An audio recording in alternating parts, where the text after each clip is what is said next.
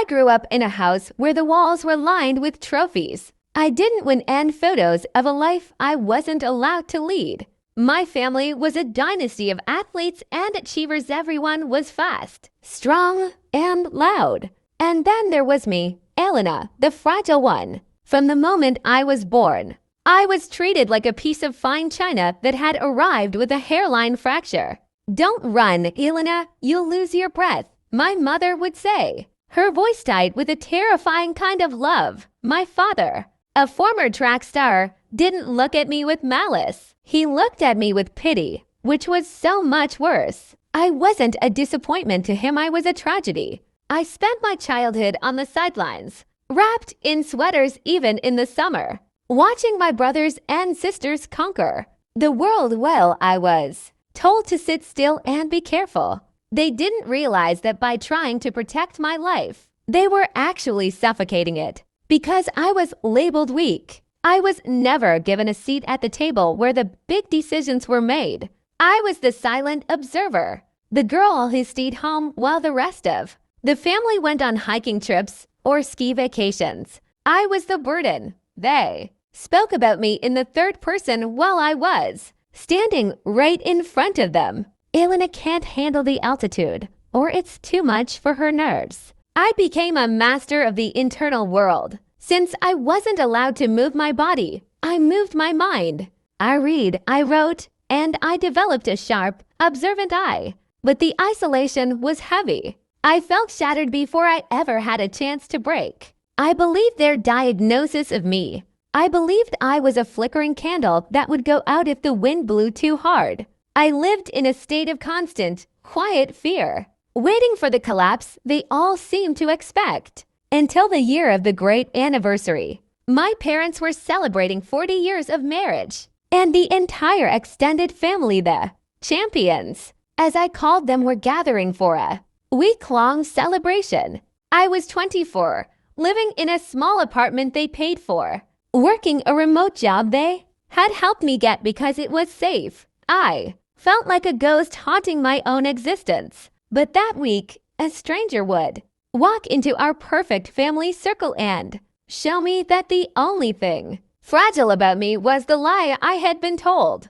The celebration was held at a rugged mountain resort, the kind of place my family loved and I was supposed to fear. On the second night, during a large family dinner, the betrayal finally took a shape I couldn't ignore.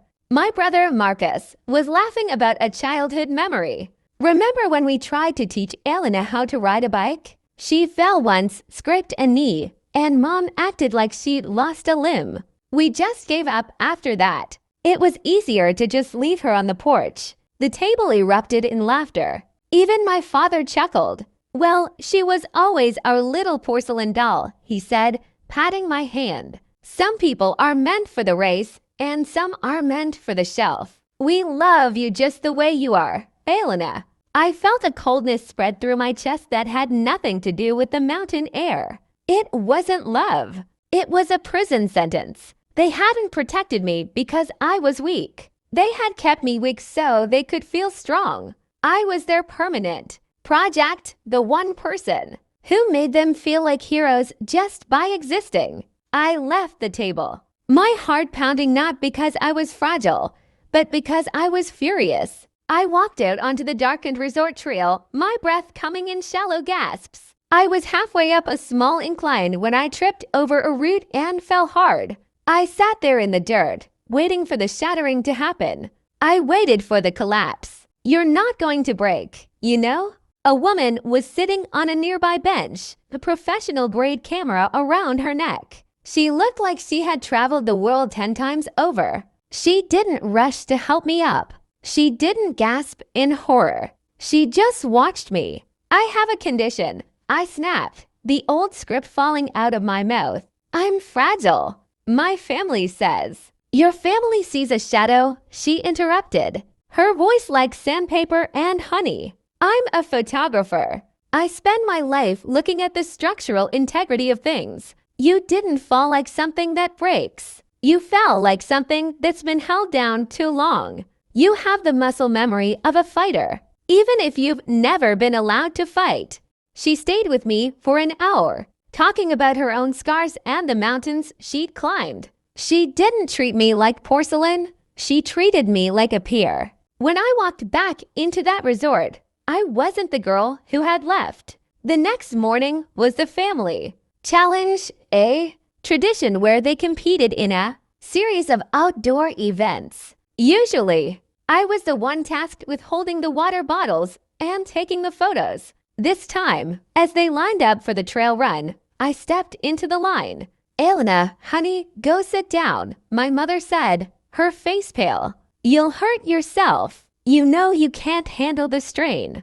"I don't know that," I said, my voice steady. "And neither do you, because you never let me try." "You're being dramatic," Marcus laughed. "Move aside, you'll get run over." I didn't move. When the whistle blew, I ran. I wasn't the fastest, my body was out of practice, but I was the most determined. Every step was a strike against 24 years of being told I couldn't. My lungs burned, and my legs felt like lead, but I didn't break. I didn't collapse. I crossed the finish line last, but I crossed it on my own 2 feet. The silence from my family was the most beautiful sound I had ever heard.